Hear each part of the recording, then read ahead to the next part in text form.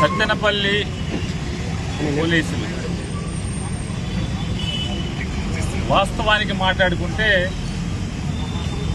సత్తెనపల్లి పోలీసులు అమాయకులు. ఏం చేస్తారు? పైనుంచి పాలకులు తప్పుడు కేసులు పెట్టండి, తప్పుడు కేసులు పెడితేనే వైఎస్ఆర్ కాంగ్రెస్ పార్టీ వాళ్ళ మీద తప్పుడు కేసులు పెడితేనే మీరు లా అండ్ ఆర్డర్ కుర్చీలో ఉద్యోగంలో ఉంటారు, లేదంటే కనుక అయితే సస్పెండ్ అవుతారు, లేదంటే లూప్ లైన్లో ఎక్కడో అక్కడ కనీసం జీతం కూడా రానటువంటి ఉద్యోగంలోకి వెళ్తారు అని చెప్పి బెదిరిస్తే ఎస్పీ ఏం చేస్తాడు, డిఎస్పీ ఏం చేస్తాడు, సిఐ ఏం చేస్తాడు? ఇవాళ మా ఇంటికి వచ్చి మా ఆఫీస్కి ఒక కాగితం అంటించారు. ఏమని కాగితం అంటించారు?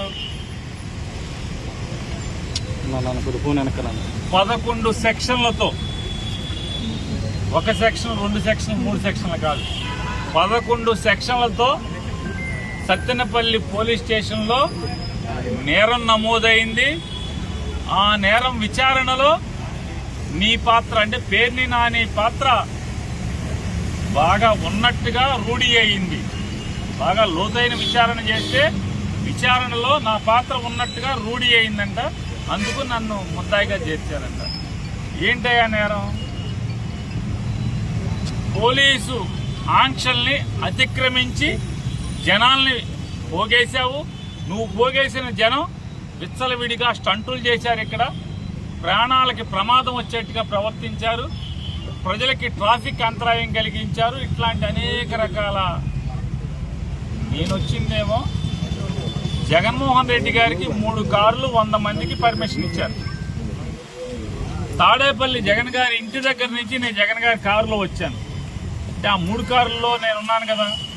ఆయన కారులో వెనక సీట్లో నేను ఎక్కువ వచ్చానంటే ఆయనకి ఇచ్చిన 100 మందిలో నేను ఉన్నా కదా. నాకు ఇక్కడికి వచ్చే వరకు, సత్తెనపల్లి వచ్చే వరకు కూడా మీరెవరో నాకు తెలియదు. నా తరపున పార్టీ పంపిస్తే నాకు అండగా వచ్చినటువంటి వకీల్ గారు ఇక్కడికి వచ్చే వరకు ఆవిడెవరో నాకు తెలియదు. ఆవిడ పల్నాడు జిల్లా లీగల్ సెల్ అధ్యక్షురాలు, ఆవిడ నాకు తెలియదు. మా నాయకుడు ఉన్నాడు. జగన్ గారితో పాటు వచ్చే వరకు ఇక్కడికి వచ్చాక ఆయన ముఖం ఇక్కడ చూశాను నేను. ఆయన ఎవరో తెలియదు. నేను జనాన్ని పోగేశానంట, నేరం చేశానంట, పోలీసు ఆంక్షల్ని అతిక్రమించానంట. జగన్ గారికి 3 కార్లు పర్మిషన్ ఇస్తే ఆ కారులో నేను వచ్చాను. 100 మంది మించి రాకూడదంటే ఆ 100 మందిలో నేను ఉన్నాను. కానీ నా మీద నేరం పెట్టి ఇక్కడ ముద్దాయిగా నన్ను చేశారు. అంటే లోతైన విచారణలో రూఢి అయింది నా పాత్ర ఉందనంట. నాకు ఇక్కడ నేను ఎవడాటో మాట్లాడాను, ఎవరిని పిలిచాను, నాకు కౌన్సిలర్ కూడా నాకు ఎవరో తెలియదు, ఇక్కడ చైర్మన్ ఎవరో నాకు తెలియదు, వైఎస్ఆర్ పార్టీ వాళ్ళు ఎవరో నాకు తెలియదు, ఆ రెంటపాలు ఎక్కడో తెలియదు. సత్తెనపల్లి, నిజంగా సత్తెనపల్లి నేను నా జీవితంలో మొదటిసారి నేను వచ్చాను. నేను ముద్దాయిగా చేస్తాను. ఇవాళ జరిగేటువంటి ఈ రాష్ట్రంలో జరుగుతున్న ఈ సైకో పరిపాలన, ఈ నరకాసుర పరిపాలన ఏ రకంగా జరుగుతుందనడానికి ఇది ఉదాహరణగా చెప్తూ, కేసు పెట్టినంత మాత్రాన, నన్ను సత్తెనపల్లి పోలీస్ స్టేషన్కి పిలిపించినంత మాత్రాన, లేదా వాయిదాకి బందర్ నుంచే సత్తెనపల్లి కోర్టుకి నేను వచ్చినంత మాత్రాన, లేదు ఇవాళ సత్తెనపల్లి కాదు రేపు జగన్ గారితో ఎక్కడికి వెళ్తే రాష్ట్రంలో ఏ మూలకి వెళ్ళినా ఆ మూలకి కేసు పెట్టినంత మాత్రాన నేను జగన్ జెండా వదులుతానా, జగన్మోహన్ రెడ్డి పేరు మర్చిపోతానా, జగన్తో తిరగటం మానేస్తానా?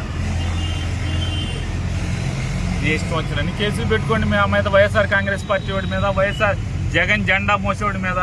నువ్వు ఎన్ని కేసులు పెట్టినా జగన్ జెండా మోసేవాడు జెండా వదలడు.